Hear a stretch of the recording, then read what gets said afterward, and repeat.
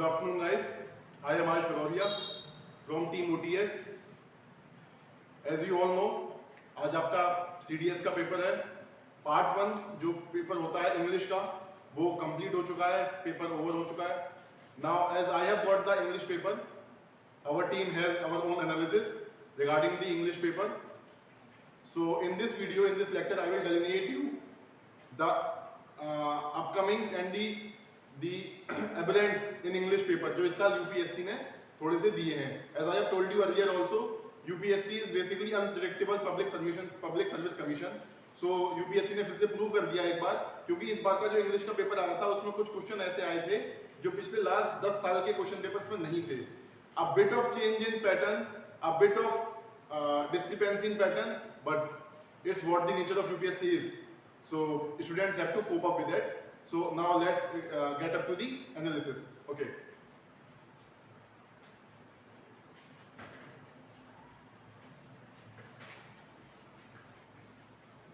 Basically, जो questions आए थे, I have divided them into easy, moderate and difficult. 70 questions easy, 40 questions were moderate, 10 questions were difficult और tough. और वो भी मैंने टफ की कैटेगरी में इसलिए रखे हैं.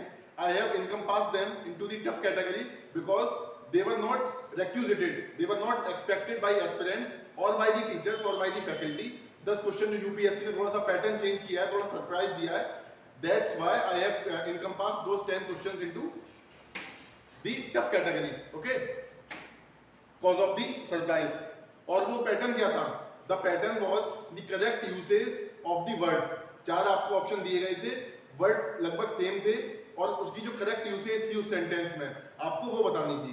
तो that was a bit of surprise for all of us, but once again UPSC is unpredictable, so have to cope up with that. Okay, now in the further paper as I have analysed, as I have saw, I have found comprehension के जो थे 5 comprehensions आए थे. वैसे हर साल 4 questions पूछे जाते थे एक कॉम्प्रिहेंशन में से, बट इस साल यूपीएससी ने 3 questions from 1 comprehension to doing a sum total of 15 questions. Okay, so comprehension से 15 क्वेश्चन आए थे आपके इस बार. 15 questions from the comprehension जो कि easy कैटेगरी में थे. Then sentence completion के 10 क्वेश्चन आए थे, वो भी easy और moderate में रखे जाएंगे. sentence completion में ही थोड़े से tricky questions भी थे. Okay, so 10 questions from sentence completion. Then preposition and determinants, जो बेसिक ग्रामर होती है, as I have told you in the earlier English videos कि जो बेसिक ग्रामर कंप्लीट करनी होती है उस ग्रामर से सवाल आते हैं. So preposition and determinants 10 questions. Okay, then phrases question आते थे. हमने एक सीरीज शुरू करी थी, the team OTS have embarked a series of know your English. उसमें से जो हमने फ्रेज पढ़ाए थे उसमें से फ्रेज 1-2 आए हैं इसमें. Okay, so there were 5 questions in phrases. Then antonyms, synonyms, उसके 10 क्वेश्चन अलग थे. Antonyms के थे, synonyms के थे. अगर आपको वो आते थे तो well and fine है, otherwise it's not an issue, क्योंकि antonym, synonym जो आए थे वो काफी सारे बच्चों को नहीं आते होंगे. I'm sure of that. Okay. Then again closed test करके जो आया था, basically it was fill in the blanks. Okay, but you should have been aware about the correct usage of a word in the correct form.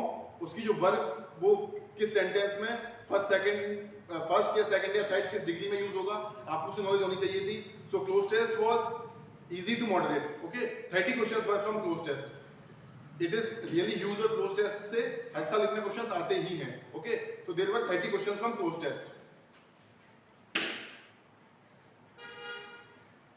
Then fill in the blanks, there were 10 questions from fill in the blanks. Again basic grammar, अगर आपकी basic grammar अच्छी है, आपका grammar का base अच्छा है, तो fill in the blanks, close test, sentence completion, इनमें आपको कोई भी प्रॉब्लम नहीं होनी चाहिए थी.